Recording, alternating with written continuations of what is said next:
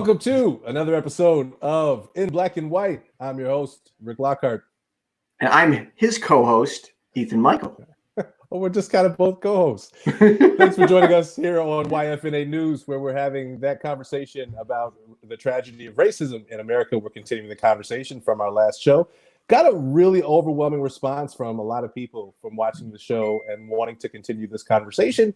And we're excited to be able to bring it to you again. And we have a great guest panel lined up for you. Ethan, what are we talking about tonight? Yeah. I don't know, Rick. I'm letting you direct this one. What are we talking about tonight? I mean, we are talking about racial issues, obviously. Yeah. But, I think tonight would be a great conversation to have about what speaking out looks like and what allies look like, because a lot of people have asked, or the question has come up quite a few times. Hey, how do I get started? Where do I get started? What can I do? And tonight we're joined by a couple of guests, one of which who has really done a great job speaking out.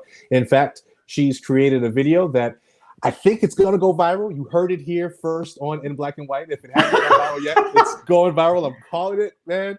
But she's created a video where, as a white woman, she is wearing a Black Lives Matter t-shirt, and she goes into what that's looked like for her and how speaking out, or what speaking out really looks like. So I'd like to welcome Ms. Kendra Pennington to our show. I forgot to ask you if I should play her video first or bring her on. Let's bring her on first, and then we'll play her after. We'll play the video after everybody's joined. Hello, Kendra. How are you? Hi, I'm so good. How are you guys? Doing great. Thank you so much for joining us this evening. Of course. I'm excited. So for those of you who don't know, I'm going to take this point of personal privilege. If you can see Kendra's sweatshirt that she's wearing, you might not be able to see it, but you can see it there. She's wearing three letters that are very important to me as they are important to her. So if you're familiar with fraternities and sororities, there are 9 organizations that are what's called historically Black Greek lettered organizations, or the Divine Nine, if you will.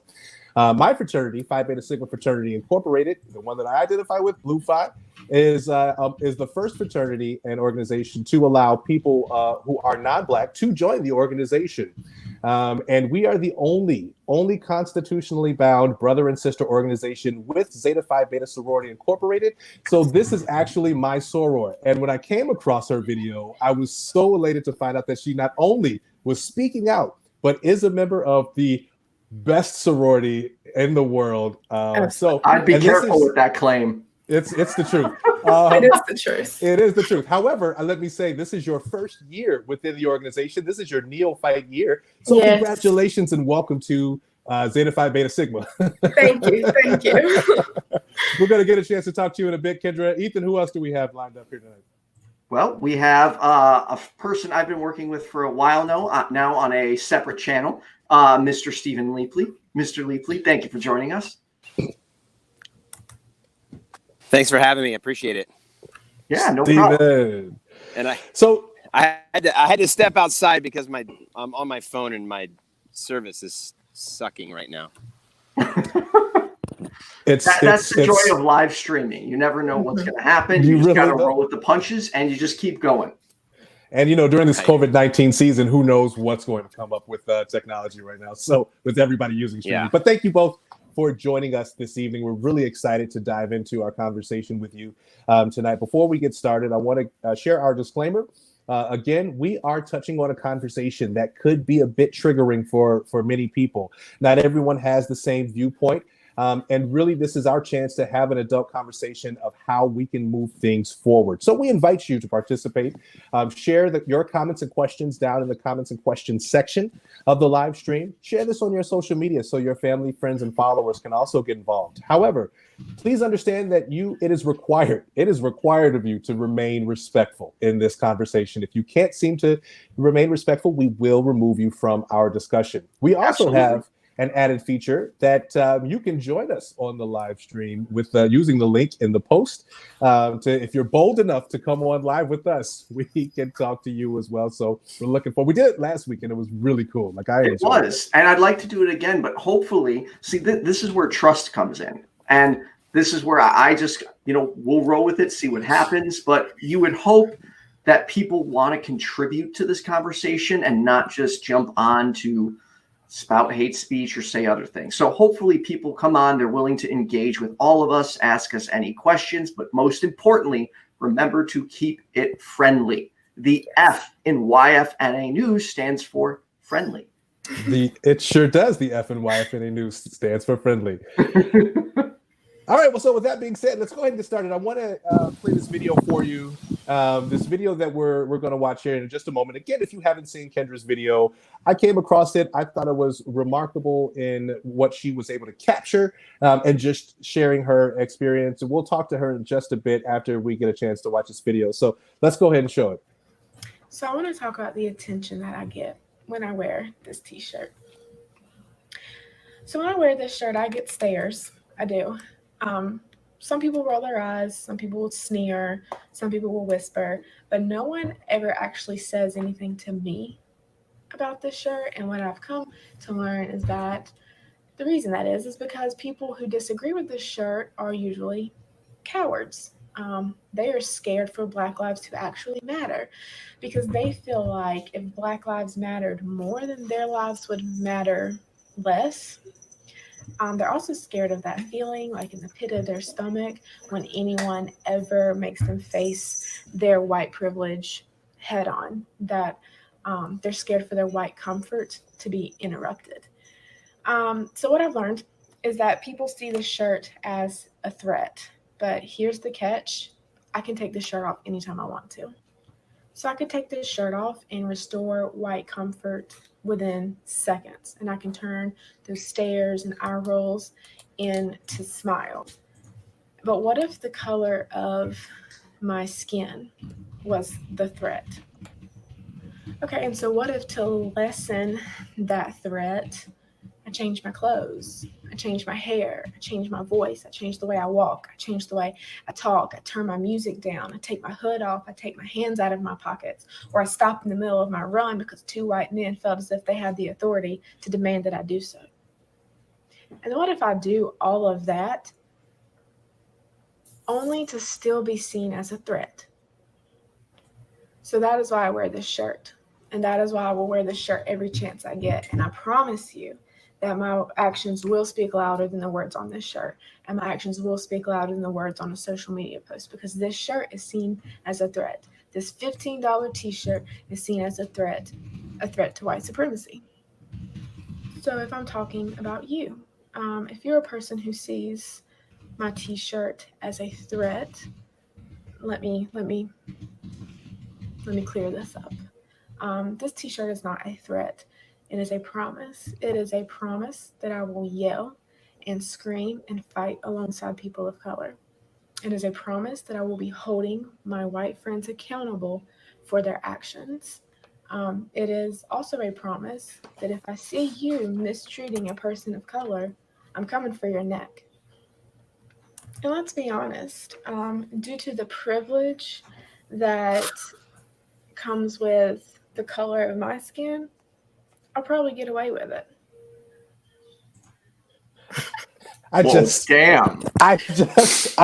Wow. I'm coming for your neck is what she said. Well, we'll get into that in just a bit. So, Kendra, let me get started with you here. First off, what made you want to share that video? What made you decide I'm going to throw this shirt on and I'm going to talk to my friends and followers about this? Yes, I would like the answer to that question as well, because that's ballsy. That is very ballsy.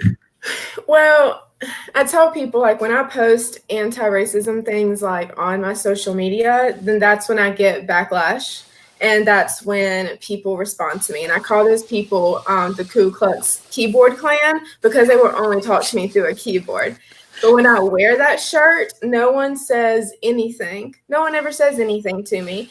And I just wanted to explain why I wear it, and like the obvious stares and the tension, I guess, are supposed to make me not wear it. But those are indicators that I'm interrupting that white comfort and I'm touching on that white fragility. And I mean, and that's the purpose. That's the purpose, is just to interrupt that and make people uncomfortable, and growth is uncomfortable, and making that video was a way for me to stir it up. And I really wish that people will ask like, well, why does this shirt make me mad? Why does that shirt make me so defensive? Yeah. Wow. I mean, you're in South Carolina, so I can just imagine, what you may be walking through while wearing that shirt. Tell me a little bit about, if you can share with me, some of the backlash that you have gotten from people who have seen you rocking a Black Lives Matter shirt. Like I said, no one says anything to me. If someone does say something to me, it's a person of color who is like, yeah, thanks. But no one will say anything to me except if it's on social media. And now when it is on social media, I will usually delete it because, one, I'm not going to give them a platform. And two, I will have a discussion with them if they're ready to listen to understand rather than listen to respond. And if that's the case, we need to do it face to face or on the phone, because a lot gets skewed between comments on a Facebook post and in the DMs. So I do get some backlash. I do get some looks. Nothing, knock on wood, nothing crazy has happened with me wearing it. But like you said, I am in South Carolina just the other day. I actually went down to the beach, and you can't drive past a storefront that doesn't have a Confederate flag or Make America Great Again flag. And it's crazy. And people don't believe me when I tell them that it's so in your face here, but nothing has happened. Nothing crazy has happened yet, but that's privilege that nothing has happened. That is true. That is very true. That is a privilege that, like you mentioned in your video, you can take the shirt off and restore white Absolutely. comfort. I want to ask you, from your perspective, you mentioned in that video white comfort, and you just talked a little bit about white comfort and white fragility. Some people may not understand what that means. Can you provide a little I have no idea what that means. So please. I'm sure I can probably explain it, but I'm sure that you might be able to give a better definition of what that looks like or what that is. So to me, white comfort is when you ask any white person to own up to the fact and understand the fact that white supremacy is a thing, racism is a thing, and that they play a part in it.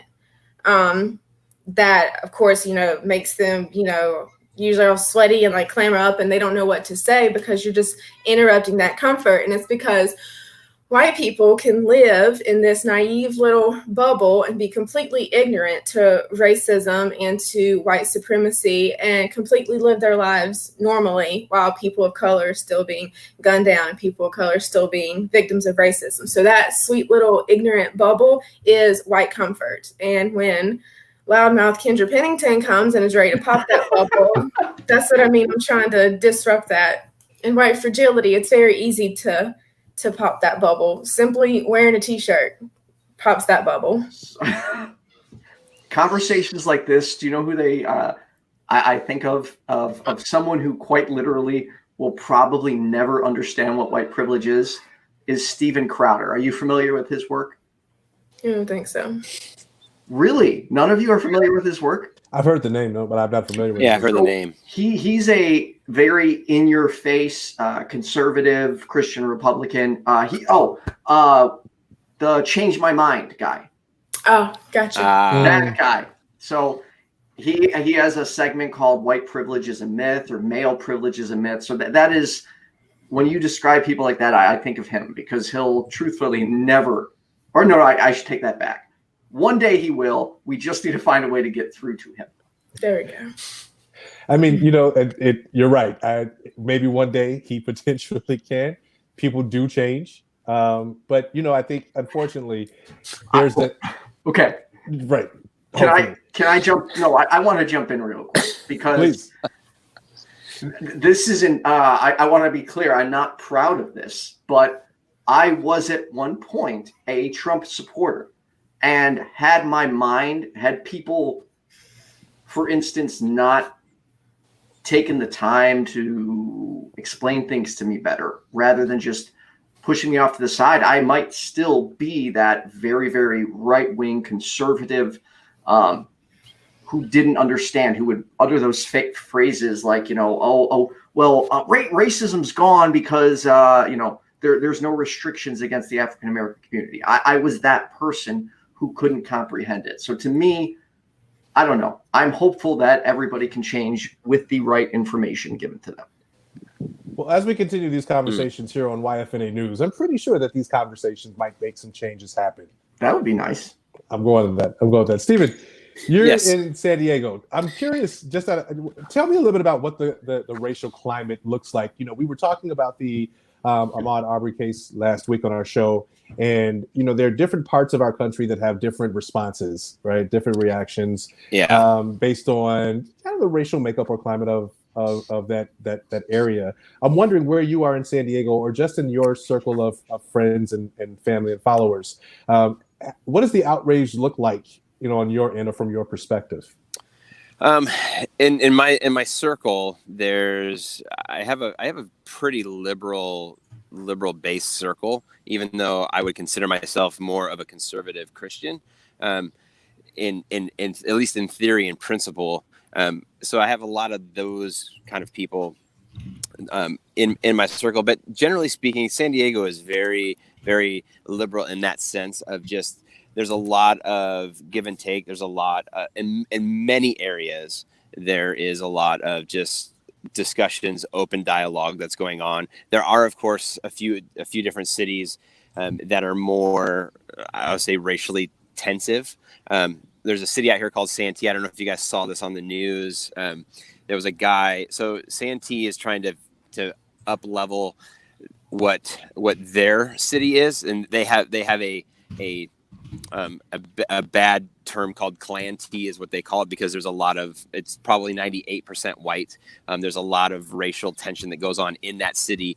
And somebody recently in the last couple of weeks walked into, I think, a Vaughn's, and the mask that they had on was a KKK hat. And that sparked outrage. I don't know if you guys saw that. Oh, yes, here. I did see that. I sure did. I remember seeing that. That was out there. Okay. Yeah, that was out here. Wait. Let me just say, Stephen, for those of you who are watching that don't know, Vaughn's is a grocery store. Oh, thank you for clarifying, because I had no idea what Vaughn's is. Sorry, Ethan. Kroger. Is that better? Yes. Kroger. Yeah, there you go. For you Midwesterners. So I think California in general is a lot more open to having discussion, but that doesn't keep us from having a bunch of tension that's happening out here as well. So I think a lot of people at this stage are, really, I guess the word I want to use is like social media activists, right? You have a lot of people who really just want to get out there and get their message out on social media. And let's be honest, social media is a great tool for, for promoting and speaking out. I wonder, Kendra, of course, I'm sure you've done a lot of posting, of course, on your social media. Stephen, have you had the chance, is there anything that you post on your social media that kind of rallies people up to say, specifically the white community, hey, we need to do better. There's things that we can do, or just how do we get through this type of conversation? I would say, one, I'm really new. I think we were talking about this. I'm really fairly new to the more activist kind of side of things. My take has always been, I believe that people are generally good. Trust people until they give you a reason not to, and I'm a very my strength and weakness is wanting to be a peacekeeper, and so I feel like I always want to try to see the best in everybody. And so I have, and I'm one of those guys, you were talking about being an ally. I'm one of those guys that for many, many years didn't know how to have a voice as a white person in a way that would garner respect, that was authentic, and I'm still stepping into that, honestly. And so, and that's why I love being on here, is because I feel like the perspective I'm bringing is I'm a normal, regular kind of Joe, although much better looking. Had to throw that in there. Shameless plug on yourself. Well done, sir. Well done. So, but but I feel like that's kind of where I've come to the table is there's a lot of people who want to support people of color, and they don't know how because they're told, well, you're white, so you don't have a voice. And so I appreciate the opportunity to come on and say, this is kind of where I'm at, and as a regular person, if that makes sense. Yeah. Kendra, that brings up a great point, Kendra. I'm wondering, and there's a question I don't know if anybody else can see that I want to read here in just a second from a Ray Fron. Ethan, I'm not sure. Oh, yep, there it is. I'm going to get to that in just a second. Not just a hat rack, my friend. But that hat looks great on you, sir. Kendra, let's talk a little bit about, when people, and if they have ever addressed you with that same kind of response or remark, hey, you're white. How do you have a leg to stand on in this conversation?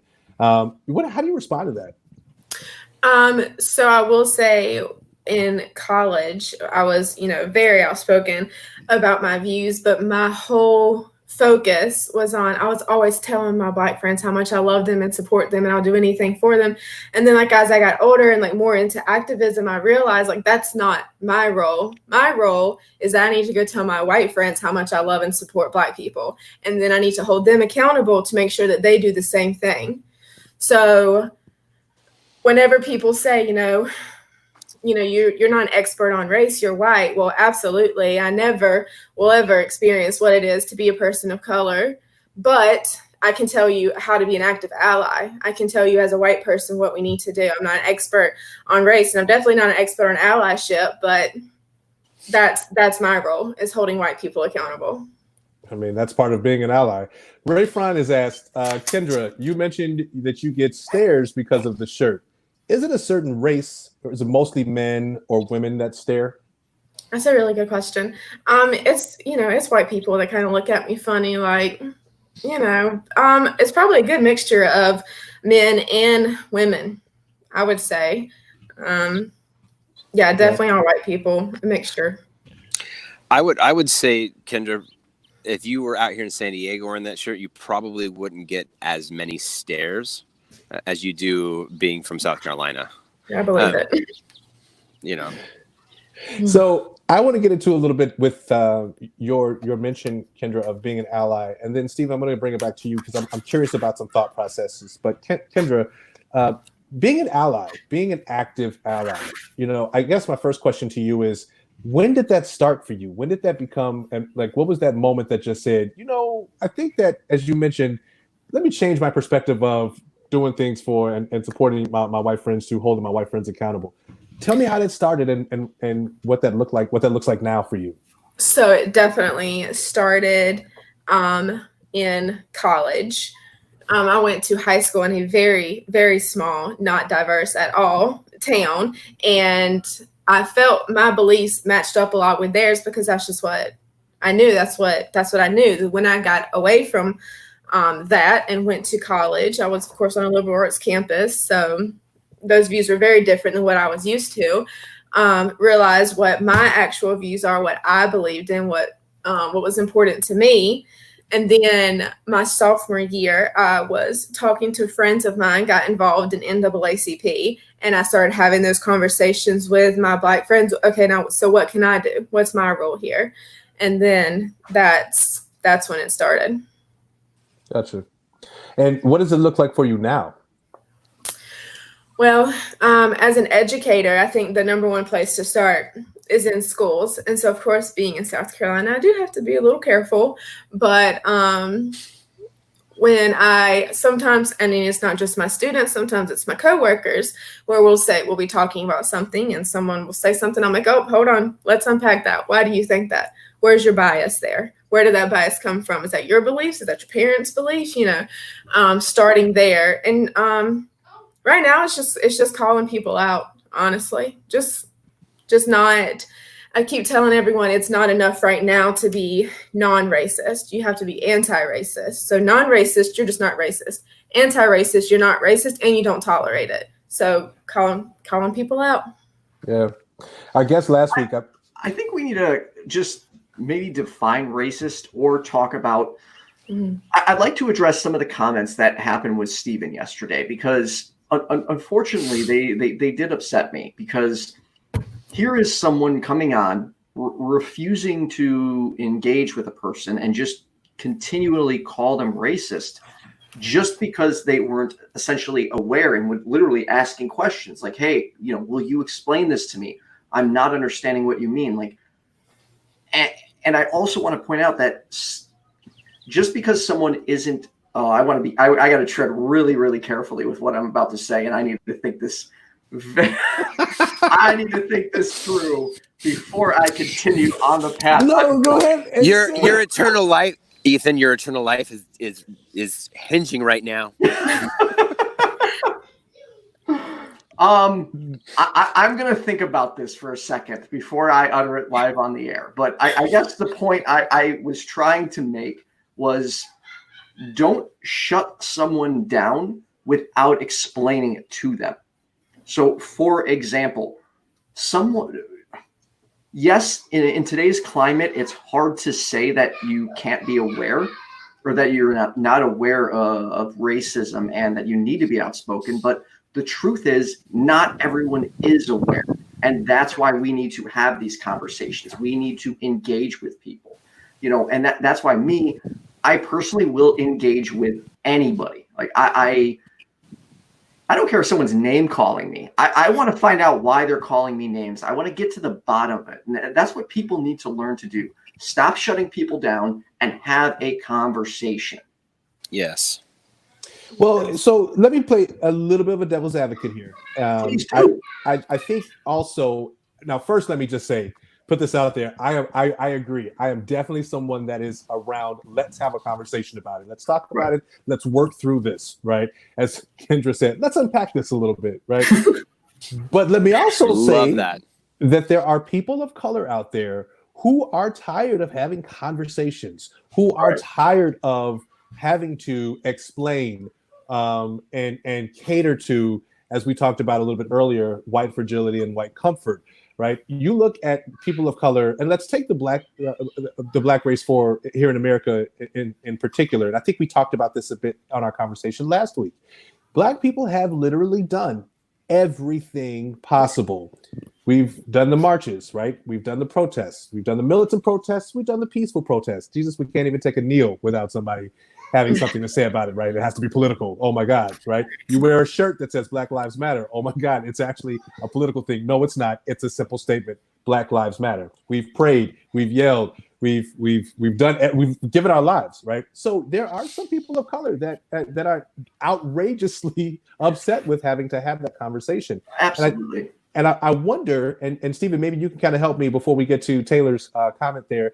Maybe you can kind of help me. I know that you have you in psychology, right? Some of the thought process on how to get people to even come to the table, white or black. What do we do to be able to bring people to say, all right, I know you're pissed. I know you don't understand. Let's try to get together and have this discussion so we can move some step forward.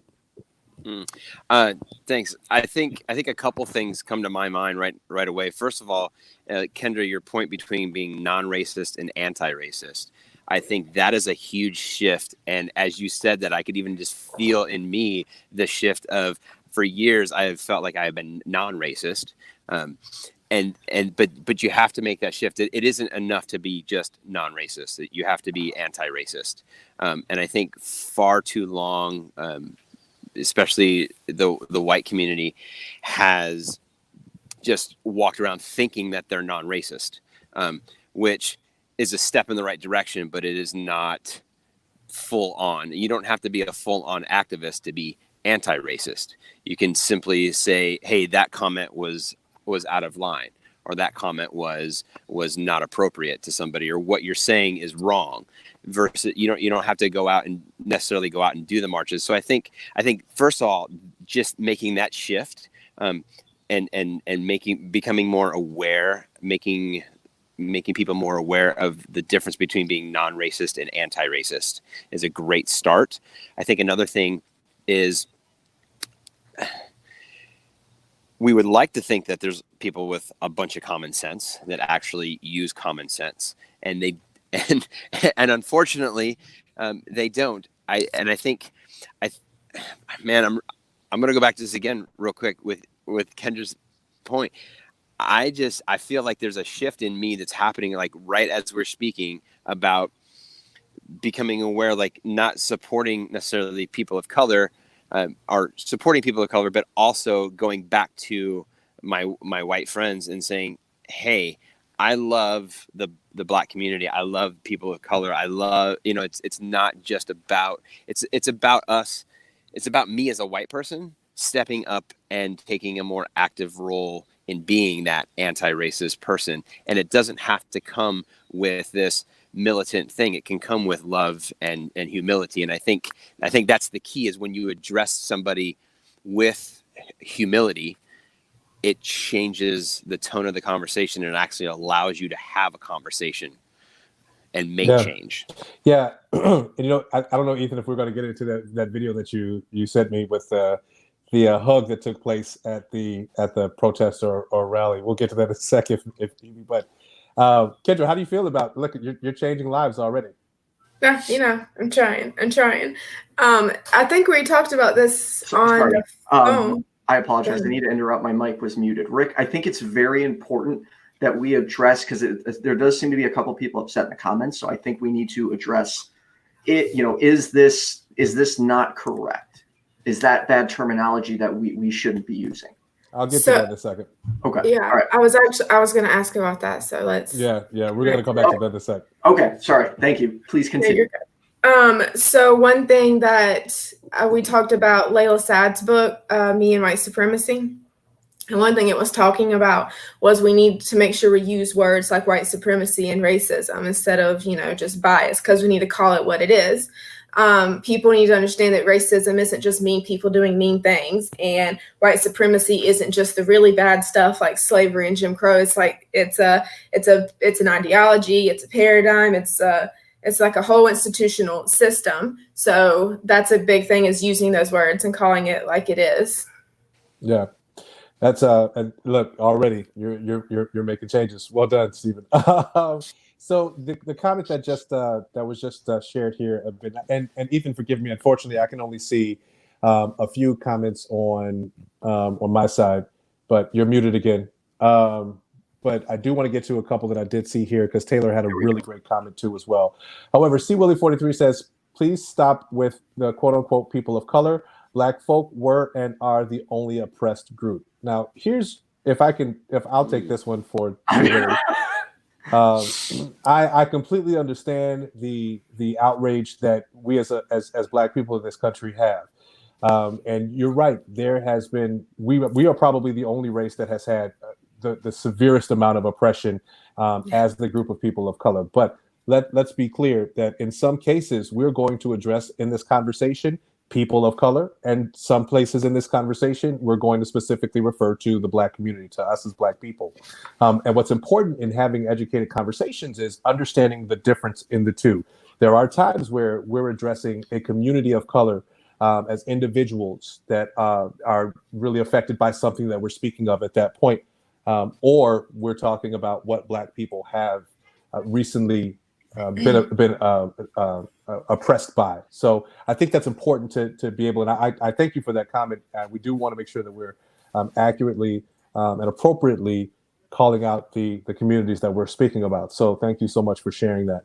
I want to get to a comment here from, I think it's, was it Kelly? Taylor. Kendra, what is the most important thing we can do as teachers to support students regarding all races? Great question. So one thing that I try to talk to educators about is that we see it all over the place, that we're going to learn about diversity by learning about all the different cultures, and that is great, and we should learn about cultures. But I also think it's very important for teachers to be real and talk about real issues that are happening now. For example, Black History Month, we always bring up things, in the past, we bring up MLK, we bring up Maya Angelou, and that's great, fine, and fantastic. But I think it's also important to talk about things that are current, talking about the Black Lives Matter movement, talking about that kind of stuff. And I also think it is very important to openly, tell your students that you 100% believe Black Lives Matter. What your beliefs on that. And it's also important that when your students say something that does sound biased, professionally stopping and unpacking that. Okay, now where did that come from? Is that what mom and dad think? Well, what do you think? Carefully, but that's important. Not just being non-racist, being anti-racist, not tolerating it. And Kendra, if I can, you and I, when we spoke before the show, you talked a little bit about a project that took place that I thought was a really impactful project for not only for you to be able to bring, and I think the students brought the project to you actually, but for them to see what happens when something like that takes place. Can you share a little bit about what that was and what happened there? So like I said, it was a Black History Month project, and all the teachers were asked to get your students to decorate your doors, and most people went with MLK, and then they went with lots of Kobe doors, and those are great, but because my students know my beliefs and know that I very outwardly say and believe that Black Lives Matter, they were like, Miss P, let's do the Black Lives Matter movement. So I was like, sure. And so we did it. And we put pictures of the founders. We put their mission statements. And then we started listing out victims of police brutality. And it made a lot of people uncomfortable in my school, faculty and staff, from what I was told. The only issue that I had is that no one came and talked to me about it. So none of my team members, anyone came and said, Kendra, your door makes me uncomfortable, and this is why. Nobody did it. And so, had to have that awkward conversation with administration. My students were very defeated. They didn't understand it, but it was also a great lesson. It was a great lesson of why this is so important. And at the end of the day, I told them it is always, always the right time and the right place to do what's right, no matter what. And one of my kids said it best. He was like, people are just scared of what they don't understand, Miss P. And I was like, that's it. That's all I need you to know. That's it. My job's done. You can graduate now. These kids, man, they're like light years advanced in their thought process and understanding. Steven, I'm sorry. No, please go ahead. I just want to point out, so we do have someone in the green room wanting to come on. If you are watching us and you want to voice your concerns or opinion, there is a secondary link in the post and in the YouTube description.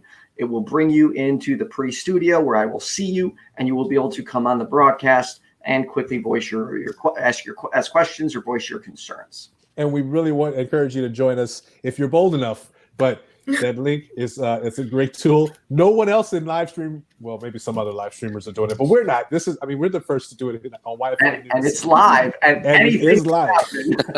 Anything can happen. But if you're bold enough, click that link and go ahead and join us here on this live. Before we get to it, Ethan, I have a question for Steven, just real quick. When we talk about kids, and I guess I really want to know from your perspective, from your education in psychology, how impactful is it to start having those experiences and teaching those lessons at a young age, like 8th grade or 7th grade? What's the lasting effect that may have on kids? I think the earlier that we can educate kids, the better. Because what happens is if we don't, we wait till, they need to be in high school or they need to be in college when they can, think for themselves. By that time, by the time they're, what is it, 5, they already have a good solid foundation of right or wrong. By the time they're 12, they already have, 80% of their mindset and their belief system in place that will stay with them for the rest of their life. And so the quicker, I'm gonna go there, Ethan. Jesus even talks about this in the in the Bible. Yeah. Ethan, hold yourself for just a minute. You'll get through this. I'm trying. I'm really becoming more aware of this too. Is Jesus talks about becoming little children. In throughout the Bible, and really, it's not because children are naive, or they're simple-minded, but because they're simple. They understand right and wrong. They understand good and bad. And so if you teach them at a young age what is right and what is wrong and what is good and what is bad, that will stick with them more than anything else. And so when they get into a situation, if you notice, there's very few, I don't know statistics, but I know, in elementary school, think about when we went to school. In elementary school, everybody's were friends, right? We all played with everybody. Didn't matter what it was. Junior high, a little bit. High school, we had cliques, right? You had the athletic clique, you had the nerd clique, you had the chess clique. All these different groups of people that didn't interact with each other. But 10 years ago, they were best friends playing in the streets, and so keeping that, I think it's important to teach at a young age, but it's also important to continue that conversation so that as they solidify their belief system and their foundations, that it is more of a pure foundation that they have that is anti-racist, that is thoroughly understanding good from bad. Look at Stephen using terms already, anti-racist. Well done, Stephen. All right, Ethan, who do we have? By the way, Stephen, you're going to pay for that one on our next debate, my friend. Yeah. We're debating in 3 weeks. I can't wait to see it. You're going to pay for that one. Oh, you're going straight to hell for that one, Ethan. All right, who do we have joining us? Jocelyn. We can't hear you. Yeah, unfortunately.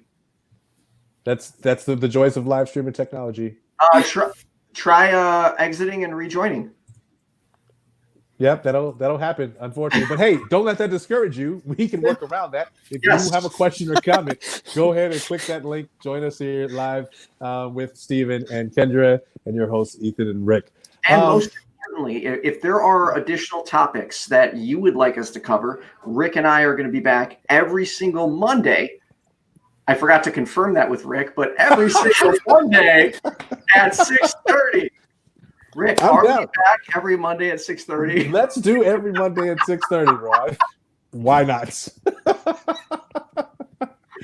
I think that might be a thing. So while we're waiting for her to come back and join us, I was wondering, guys, if we continue on in this direction, and I think we should make a shirt called non-racist and anti-racist or something like that. That says anti-racist, or just like something along those lines that differentiates between the two.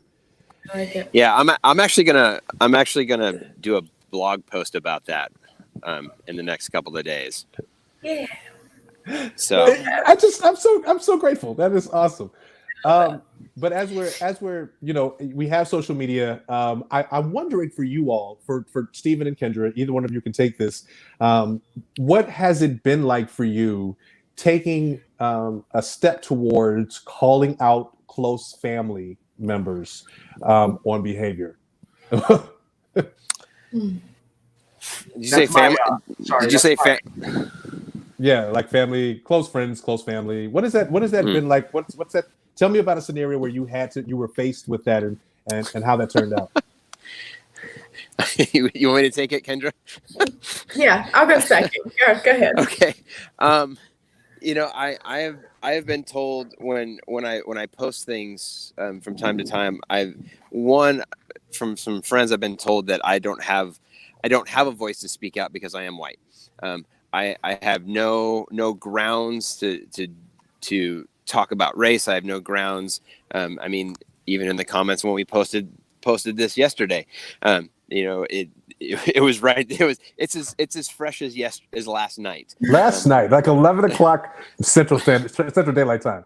Yes, and that's for me, like there's a piece of me that is like I was saying, I feel like everybody's inherently good, and I want to give them the benefit of the doubt.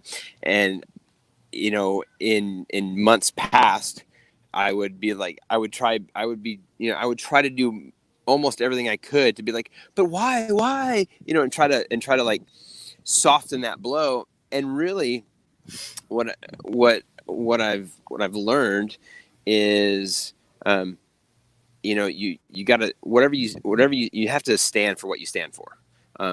And if you have haters, then you're doing something right. So I feel like I'm beginning to do something right, because I got some haters now. And I'm okay with that, because I like Ethan and I, we've had this conversation before. There was a time in my life, I love this story. I know I'm gonna watch him start laughing here in a minute. There was a time in my life when I would have a conversation with somebody like Ethan, and I'd be like, wow, okay, so this is what you think. And in my mind, my literal thought was, when I die and take the glass elevator tour of hell, I will wave at you.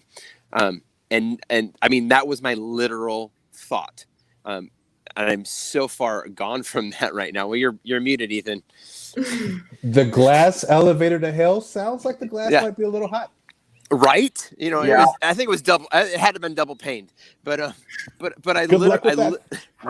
right, exactly. And I look back and I laugh because that's so stupid. First of all, but it's also a great reminder for me to know that the people that are out there that have these super staunch, super crazy views of the truth, they need to be talked to. And then family, like because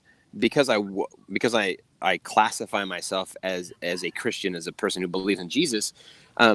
My sisters-in-laws, like immediately when Trump was elected, they assumed that because I'm a Christian, that I voted for him, that I'm conservative, that I'm misogynist, that I'm racist, that I'm xenophobic, like that. And they completely blocked. Not only did they block me and unfriend me and all that stuff, but then they started sharing with their friends how bad of a person I am, and I had no idea.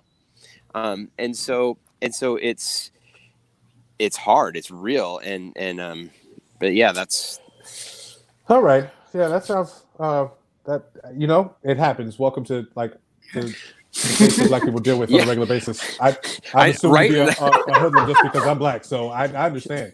Yeah, and I spent 10 years in the military with and in forward areas with some really good friends that are Black, some really good friends that are Asian, and so I've always, when you share an event like that, I've got some friends that are close brothers that we would do anything for, regardless of anything that we think about, even if we have differences of opinion. And so, there's. Oh, you were going to say something. Go ahead. Well, I was really just going to say thank you for your service. But I'm wondering, Kendra, what has it been like for you with having to confront family members and calling out behavior? That is the hardest part of allyship. I will call a stranger out in a heartbeat, but it is so different when you're talking to friends and family about it. And one thing that I can say is I am so very lucky to have family members who will listen to me when they say something. I'm like, oh, well, that's not really how we need to think about things. I literally had a conversation with, I think, my mom, who's probably watching this, right before this, where she was like, well, and she made the comment about not seeing color. And I was like, no, Mom, no, that's color blindness. And I explained, like, we need to see color. And then when we see color, like, went through the whole spiel. And my family will listen and my friends will listen. And nothing crazy has happened. I haven't been blocked yet from anybody. I don't think. And sometimes they'll say something just to get a reaction, and they always get a reaction because it is my obligation to say, "Hey, you can't say that." Do you give them the clap too? You can't say that. Never mind. Yes. That's that. Well, I mean, listen. I'm coming for your neck. Right. I give them that too. Coming for your neck, as you said in the video. Exactly. We got a couple of comments that we could probably take a listen to. I don't know, Ethan, did our guest rejoin us? Or? Yes, our guest is back. So Jocelyn Stephen, if you can mute your mic. Jocelyn, just to be clear, there will be no racial slurs and no foul language, correct? No, absolutely not. Awesome. Hi, Jocelyn. Thanks for joining us. Hi. I really like that last question because I think I am always worried about walking the fine line between educating and having people understand exactly that, right? What's going on, why they can't talk that way, or why we need to look at something. People aren't illegal. That's not a thing. So doing the emotional labor, but not wanting to speak for Black people, right? Like, I don't want to pretend that like I have experience in this. I have knowledge, and I think two things are different. And Kendra, you said something about your students said something about like people they don't like what they don't understand, and I think that's another weird piece of like I grew up in a small town in Wisconsin. There were no Black people. We had Mexican neighbors who we were friends with, but like zero. I think senior year, there was like a Black kid in my high school. But other than that, nothing. Like I thought Jews were in the Bible. Like literally, that's how stupid I was. So I think there's this thing where like when I have a Black friend thing, right? Because people, when they know each other personally and they understand each other, it happens with gay people, the whole thing. It's like, oh, I like that person. That's like, I like that person, my Black friend. You know what I mean? And it's like, yeah, but then why don't you take a wider look and be like, okay, I gotta open my mind to everyone who's walking around. Absolutely. Yeah, it just really like Ethan probably saw me like with my Kleenex. Yes, I saw. I was like, oh no. No, because it's really hard. And again, I don't want it to be like white tears or anything like that. But it really, really. Wait, what? White tears. Listen, Jocelyn, we're looking to bottle those up because those get us a lot. So if they do fall, just go ahead and put them in a little jar. Ship them on down here to me because I can use them. Great, perfect. Are you wondering what that is, Ethan? Yeah, I've actually never heard that before. Like. Now I'm so sad because of all of this stuff, and oh no, like how terrible. Oh, okay. I got it. Yes. It's like this isn't even happening to you. I mean, I do get incredibly sad, but what I try to do is like, what are the actions? I live in Chicago, and I'm walking back from whatever I was walking back from. It was downtown. It was like Wabash and like Chicago-ish, just south of there. And I'm walking and I see an unmarked cop car parked behind another car. And I'm like, this is interesting. So I like walk past and then I stop. I'm far enough away so hopefully like the cops won't give me shit for what, I don't know, standing on a sidewalk. But I know that they know that I'm standing there. So I just am on my phone. I'm ready to record if I need to, right? So then I keep looking up and they keep looking over and like whatever. They say whatever they got to say to the guy. And then they leave. And I'm like, okay, I waited until they like literally like were gone. And I walked up to the guy and I said, are you okay? Are you okay? And he just looked at me dead in the face and he said, thank you. And I was like, wow. Like, I know what that means, but like, I don't even know what they were talking to him about. I have no idea, like zero clue. And that's the kind of stuff that I need to do. I need to show as a person and take actions that other people can't. Sure. Absolutely. Well, hey, Jocelyn, I really appreciate you jumping on here, taking that step. That's actually really bold. You're our first guest this evening. So thanks for joining us. I think we're going to start giving away prizes for the first guest who comes on live. No, I'm sorry we don't have it right now, Jocelyn. We're never giving away prizes. Thanks. Okay, great. Feel is the right thing. Somebody tossed that around once. I was like, maybe not. Jocelyn, thank you so much for joining us. Continue making the changes and impacts that you can. Wow, that was great. Our first guest went smoothly. That's awesome. Hopefully everyone else who joins will be just as respectful and polite. Even if you're welcome to come on, even if you disagree with us. Understand, none of us are looking here to come on and blast you or tell you how wrong you are. This is quite literally about the conversation.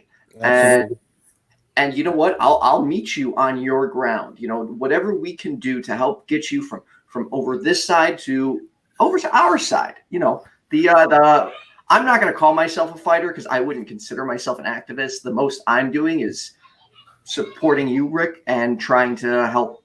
Well, That's I activism. consider myself an anti-racist, but there is more I could be doing.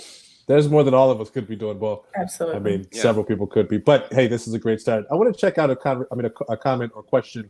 I don't know if you saw it, Ethan, from Alex Dalsfoot. Yeah, I'm sorry. Which one? Not sure if I Panel? pronounced that correctly. Yeah, Cancel question. culture. Q for the panel. Yeah.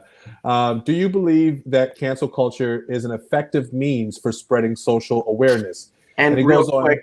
Oh, sorry.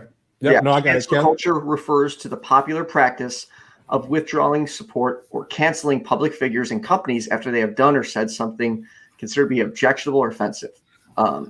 I am adamantly against cancel culture because here's the thing. People make mistakes. Rick, you've seen how much I've been live streaming.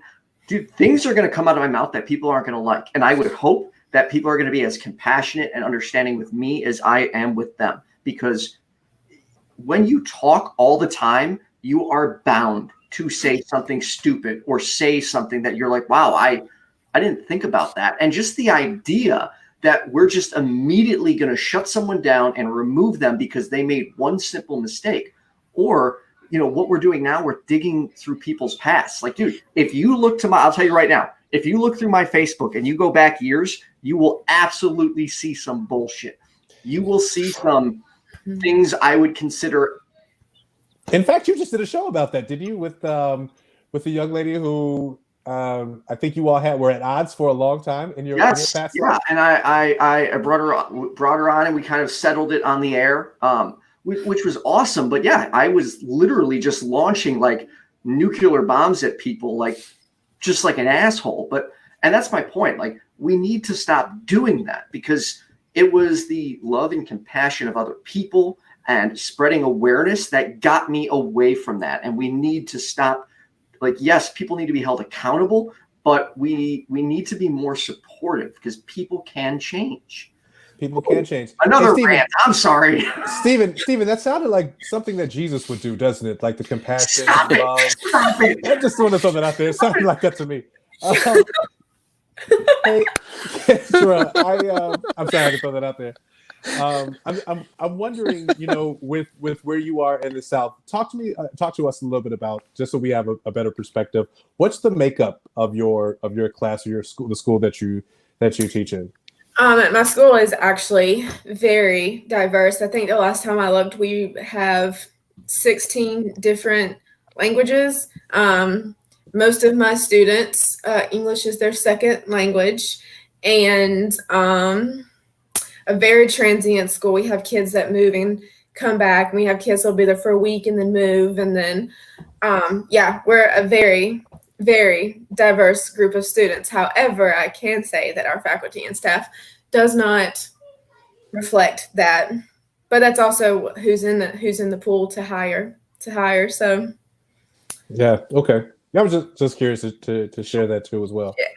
May I, Rick, if you don't mind, I'd actually like to address this comment. No, if you were speaking about what I said, it's never an excuse to say anything. All I'm suggesting is that when someone makes a mistake, rather than kick them in the face while they're down, we show them another way. We give them a little compassion and try and get them from point A to point B. I am in no way saying it excuses someone's foul or racist language in any way. It doesn't. So, and if I can piggyback just a bit, and I'm not sure if dark skinned beauty, I said it. That's too long. Dark skinned beauty. If in the event, if we're talking about the previous comment about cancel culture, I think at the end of the day, you have to look at what potential there might be. Right. It really takes an intelligent person to dig in a little bit and really gain an understanding of what the prospective outcome could be. And then even then, right, be mindful of and holding on to people can change. I mean, I look at as Ethan has just explained, if you were to take a look at him in his past, you probably would say this guy's never going to change. But here's an example of change actually happening, right? So there's no excuse for racism, no. But there is potential for people to change. And I personally think, and this probably has something to do with me just being a humanist as well as a Christian. But leave that alone, Ethan. But I think that there is an element. I wasn't saying anything. Just want to throw that out there. I think there's an element of humanitarianism, and humaneness that you should allow people to still have when trying to implement change behavior. In some regard, people just don't know. You know what I mean? Like when you talk about this white racism, or this racism, excuse me, that is inherent and systemic within white America, right? We want to say, yeah, you should know by now. With the technology that's out there, with everything that's being posted, how do you not know? But at the end of the day, there legitimately are people who have not been exposed to the same things that we as Black people have been exposed to. I'll give you a case in point. We say all day long, or people will say that this conversation is uncomfortable, but I can guarantee you that the only people that this conversation is uncomfortable for are white people, because Black people and people of color have to deal with racism and racial issues on a daily basis. So we've grown comfortable with it. So you have individuals who don't really know how racism is impacting, or the level, I should say, that it impacts people. And if we're going to call ourselves humanitarians, if we're going to say that it's our, it's going to push us forward as a civilization, as a culture, as a society, then we have to keep that in mind. So cancel culture, probably not the best way to go, unless you got somebody like, never mind, I won't call his name and start a whole political thing. We'll leave that on another show. But that's a good idea. By the way, I would like to actually, I would like to address this. White folk have demonstrated time and time again that they don't feel they are the problem. They all have an institutional advantage. So, yes, you're right. Again, if we go back five years, I was a white person who didn't think it was a problem. I was like, well, I'm not racist, so it's not my problem. Like I thought like that, and the point is just give people a chance, try and explain your side. And yes, it's not always going to work through Facebook comments. Sometimes you have to reach out to people. Sometimes you have to talk to them. Like I have had angry people reach out to me on Facebook, and what I'll immediately do is I'll send them a voice message, because you know what? That immediately humanizes the discussion. They heard my voice, they heard my tone, and 90% of the time, immediately there is a shift in the way they're speaking to me. All because I took that step in sending that voice message, and I state their name in the beginning, so they know it's directed right at them and it's personal. So, agreed. I'm never going to pretend to know what it's like, growing up. Since we're not supposed to say people of color, but I don't want to offend anybody, but I'll never know what it's like to grow up. You can say Black or people of color. Okay. I'll never know what it's like to grow up Black. So therefore, I'll never know your struggle. But it's important that if we spread awareness, I can do a better job of being that anti-racist and be someone who wants to support the African-American community and do everything I can to get rid of this institutional racism. Because I agree, it is very much up to us to start stepping forward and holding these other people accountable. We can't just sit here silent anymore. I'd like to take Richard Graves' comment and read it here. And Stephen or Kendra, if you all want to take this, you're more than welcome to, or I can. As a straight person, I haven't been exposed to homophobia in the same way a gay person has, but I know it's wrong. Yep. And right above that, where Cynthia said there's a difference of ignorance by racism versus folks who hold on to it by choice. That's a big one. If people in college hadn't stopped and really talked to me about what it meant to be an activist, I don't think I'd speak out like I do today. If Devontae Walker, if he had not told me you should get involved in NAACP, I don't know that I would do this, but he took the time to talk to me. And then the person who does keep saying to stop saying person of color, that's someone I'll be like, hey, I want to talk about that. Because as a white ally, when I have conversations with Black people, I ask them, what do you want me to say? African American, Black, person of color, ask them what they want. The reason I choose person of color is because Layla Saad in her book, Me and White Supremacy, that's what she uses. And so that's what I use. But if someone's like, hey, don't use that, then that's them, taking a chance, reaching out to me saying, hey, this is why we don't say person of color. I'm like, oh, that's very similar to being able to identify a trans person's or how someone identifies as what their pronouns are. Absolutely. It makes sense. And so person of color versus African American versus Black, you're right. It's really important to ask because there are so many different identifications out there for individuals. I think if we can, I don't know if we have any more comments down there. And I don't know if I want to address that last one, Rick. I'll leave it up to you. Which one? The straight person? No. The latest one from Dark Skin Beauty. Didn't see Dark Skin Beauty's comment. Okay. It is. I'm not going to address it. So you can check it out on YouTube, or here's what I'll do. I'm just going to send you a screenshot of it first privately, and then you decide if you would like me to put it on screen. How about that? Oh, Richard, great. Or do the people want to actually see how I just respond to it because I do theater? That's up to you, my friend. I just sent it to you on Facebook, but let's just say they're not a fan of our show right now. And they're not a fan. Well, I'll let you read what the comment says. So I do want to. So can I jump in here? That's a great. No. You had your time. Jesus is coming for you, Ethan. Sorry.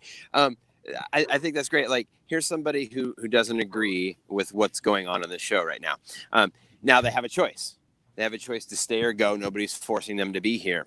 And that's what I think is part of the conversation that needs to be had is people who are offended and shoot out things, but don't want to have the conversation about why, or they shoot out things and then they leave, versus just saying, you know what, I don't agree with this. I think I'm going to step off.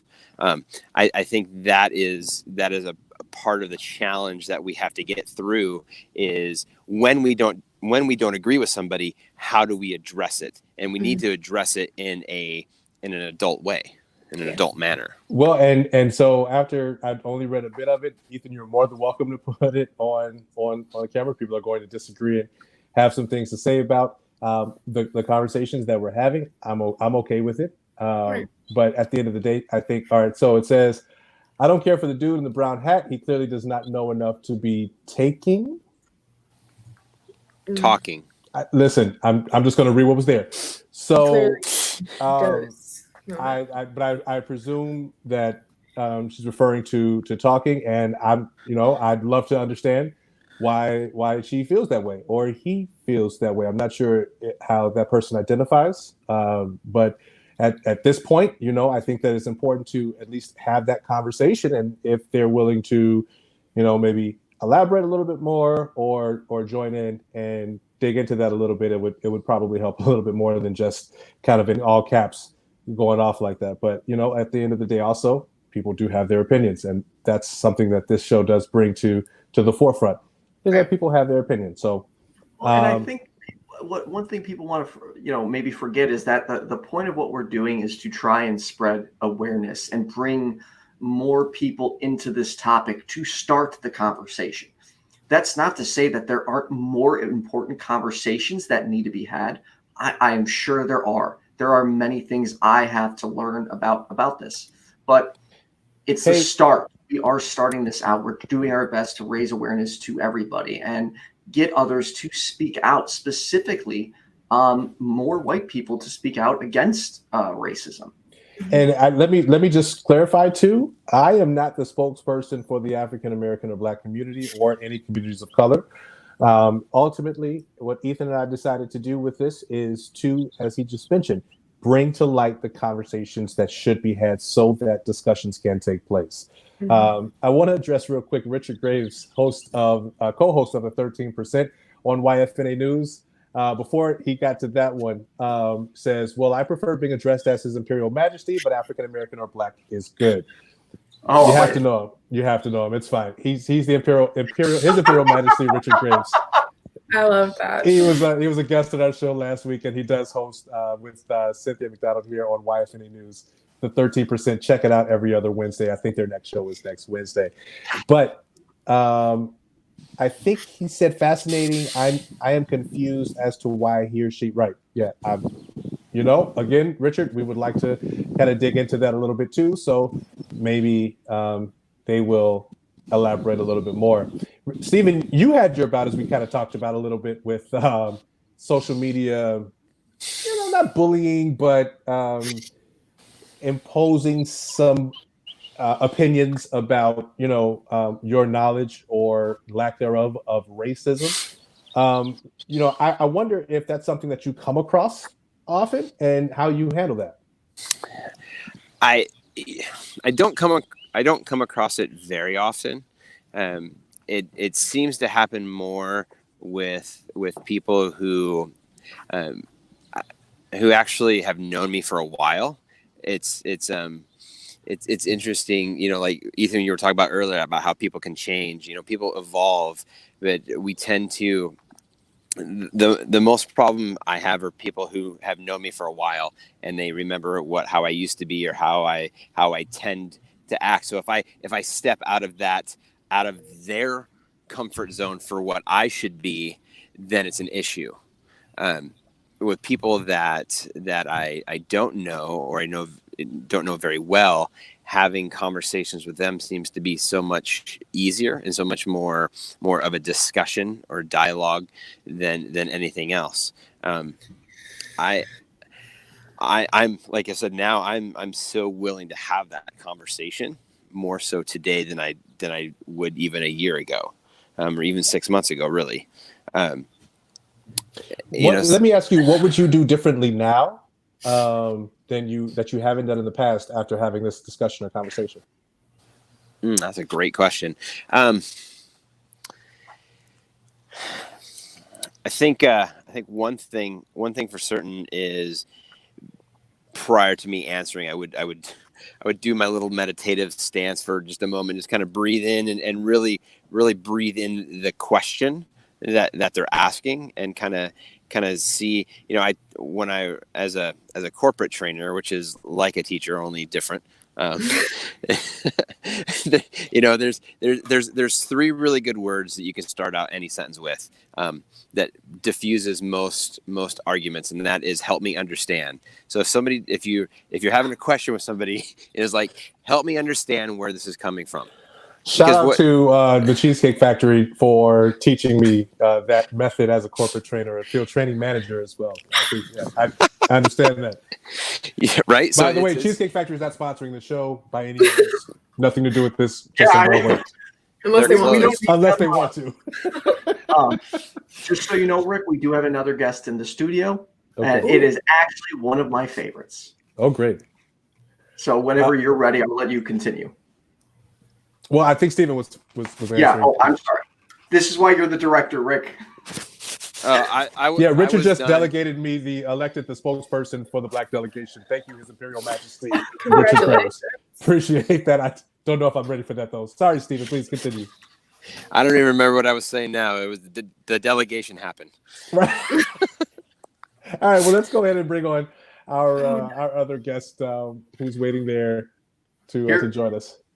Here she is, one half of the 13%. Is it Cynthia McDonald? Yes, it is. Cynthia. Hello, everyone. Cynthia, I just love that this is the second week in a row that you have graced us with your presence in Black and White on YFNA News. And I think that as we're building this, for those of you who are watching, make sure that you follow and subscribe to YFNA News on YouTube. Building a great family here of many just diverse hosts and people that are coming together. Cynthia, thank you so much for joining us. Sure thing, everybody. Y'all, what do you have? Forgive me for looking rough. I just came from outside running. That's all right. What did we do wrong? Because I feel like there's a couple people in the comments that myself and Rick are upsetting. Are we missing something here? So shout out to everybody watching. Yeah. I was trying to look at the comments to see like some of the stuff that was saying. I think that part of it kind of comes from I think that I first want to address the whole thing about people of color. Yes. So when it comes to like people of color, and I would definitely say that this is very triggering for a lot of people who actually follow the ADOS. ADOS stands for the American Descendants of Slavery.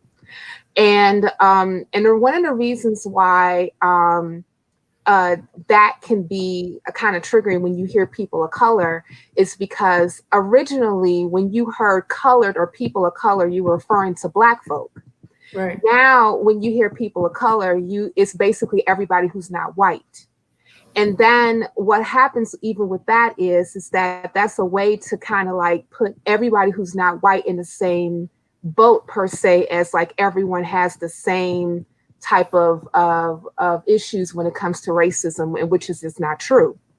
Black folk, especially those who descend from chattel slavery, oftentimes are in a socioeconomic position that the majority of Americans are not, as far as our wealth being virtually wealthless. I want to say Black Enterprise actually did an article some months ago concerning Black Americans that slavery are slated to be at zero wealth by 2053.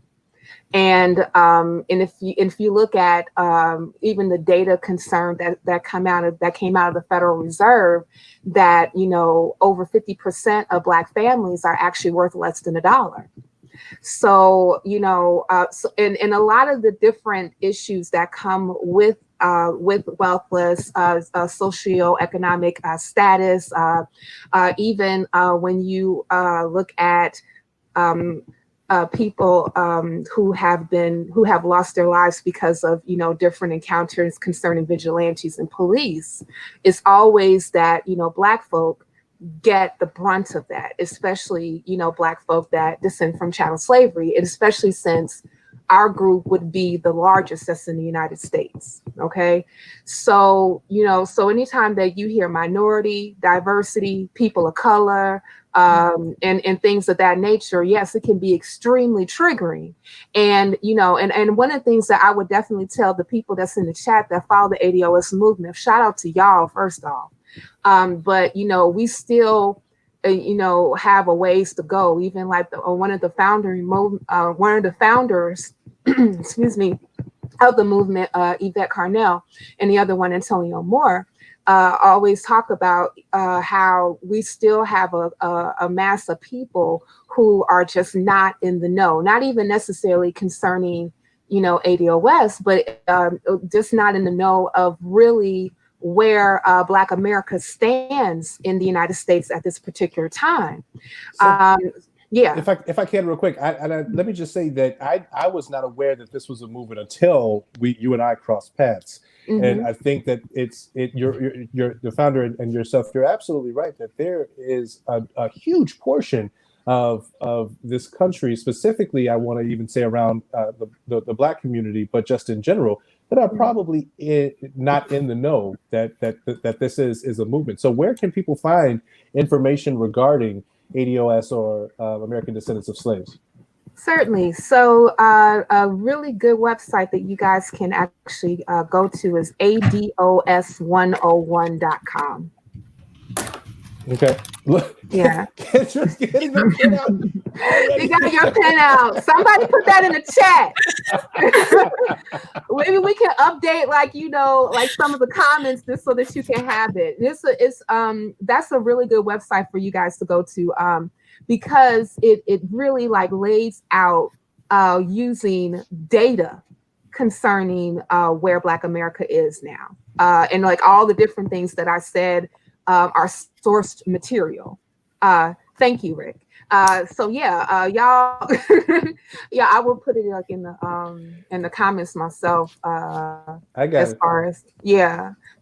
Now, was there anything else that you observed that potentially, within this conversation that should be corrected or changed, or what was it that brought you on to speak out about what our discussion is around?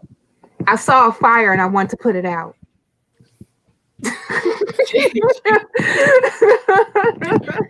Come on, firefighter. It's so important to have these conversations because I never knew that. It's so important to have these conversations. Yeah. A lot of people are really unaware as far as like all this is really concerning, even what like sparked this movement in the first place. I mean, like a lot of it was just Black folk that descend from chattel slavery are basically on fire. And I saw your post today about the second stimulus issue and obstacle, and I wanted to give you a hug. We don't necessarily have to get into it, but I felt your festivity from what happened. Can you just take a little bit and share just a few moments real quick about what took place and regarding the stimulus? The second stimulus package was ratified in the House. It was the HEROES Act. And in the HEROES Act, there was, I believe that the word Black was mentioned twice out of a 1,815 page document. And there were absolutely no set-asides carved out for Black folk in the stimulus bill, even though that Black people are disproportionately dying from COVID-19. Gotcha. Thank you for sharing that. Yeah, I had to go and check that out when you posted that. So thank you so much for sharing that. Thank you for bringing us an awareness to ADOS, and the American descendants of slavery. It's a thing, and thanks for helping us clarify people of color versus Black as well. Y'all check Cynthia out on every other Wednesday here on YFNA News. At what time on Wednesdays? 6:30 p.m. Daylight Central Time. There See, I got it right, Ethan. I got it right. Cynthia, thank you so much for joining us. I appreciate it, darling. Thank you, guys. Can't wait to see your next episode. She's always a great resource to have on. Thanks for bringing her on. So I think from this conversation, and I don't know if there's anything else, Ethan, that you wanted to tackle, but let me turn it over to Stephen and Kendra. Kendra, I'll start with you first before we potentially wrap up here. Is there anything that you want to share, with your friends, family, followers, anybody that's viewing, whether it be the white community or the Black community, or just speaking out against racism? I think our next show will be about anti-racism versus non-racism. But talk to us a little bit. Share your final thoughts here. Sure. So I think that I'm working through Layla Saad's Me and My Supreme. I can't bring it up enough because it's amazing. I'm working through her book again, and this is something that I'm working on personally. And is that when you're doing the anti-racism work, you have to be mindful not to lean on Black people for the support and to help you process, unless they consciously consent to holding that space for you, because it is so taxing for Black people. And then that's what I'm working on right now with working through her book again. And then another thing is that when people do start doing this anti-racism work, that it's overwhelming and it's hard, but we can't expect a parade or a pat on the back or a cookie or a gold star for doing a good job. And we can't expect praise for doing and saying things that Black people have been saying and doing for years. So those are my two big, in the forefront of my mind while working through this workbook again. But it feels like a losing battle sometimes, but I'm sure it's been a losing battle for the Black people for Black people for a long time, so there you go. But welcome. Welcome. Kendra, where can people find you? So I am on Instagram at lowkeykens. And I also have, So, I told you I started a blog about 2 years ago, and it was a blog from me to white people about what we can do. And it didn't get much traffic, and the traffic it got was from white people. And I'm not going to be preaching to the choir here. So it is the woman's role. I will post it. I'll post it on my Facebook. And of course, you can find me on Facebook, Kendra Pennington. Sounds good, Sorrel. Thank you so much. I appreciate that. Stephen, your final thoughts? Can you guys hear me? Yes. Okay, good. Like all of a sudden I just left. So Kendra's final thoughts, I heard 0 of. I'll have to check the replay Well, we for can what hear she you. ended with. Oh, good. First of all, thank you for the invite. Thank you for giving opportunity for someone like me to come on and share some thoughts, gain some knowledge. I think having the conversation is vitally important, and we need to have more of these conversations. We need to move the needle from non-racist to anti-racist. It really is. Like I will tell you that every time I jump on something like this, there's at least one nugget that comes out of it, and for me, Kendra, that was an absolute brilliant nugget that that really is like it's so easy to, when you hear something like that, if you're alert to life, it's really easy for you to hear that and go, yeah, that makes total sense. And I think having that conversation and moving people from being non-racist to anti-racist is an amazingly huge step in the right direction at the right time. And I think it needs to start right now, and it's started right now. And it needs to continue. So thank you. Well, hey, I'm trying to get Kendra's video to go viral. So if you haven't checked the video out, or you just happen to miss it in this first half of when we first got started, check out my page. Kendra's video is listed there. Get some conversation around it. Share it on your social media, and make some people uncomfortable. Make some people uncomfortable and force them to have that conversation. Right. Stephen, Kendra, thank you so much for joining us. Ethan, any final thoughts? I have no final thoughts, except I am excited to be doing this with you. And hopefully each and every week we can focus on more news and more awareness, and just bringing more people into the conversation. Next week, we don't have it planned yet, but we'll figure out where we're going from here. I totally just goaded Rick into this on the air. I just kind of assumed. It's fine. It's fine. Hey, listen, at the end of the day, whatever it is that we'll talk about, it'll be in black and white. Thanks so much, guys, for joining us. We really appreciate it. Check this out. Share this on your your social media, your whatever you have, whatever platform you have, and get people involved in the conversation in black and white.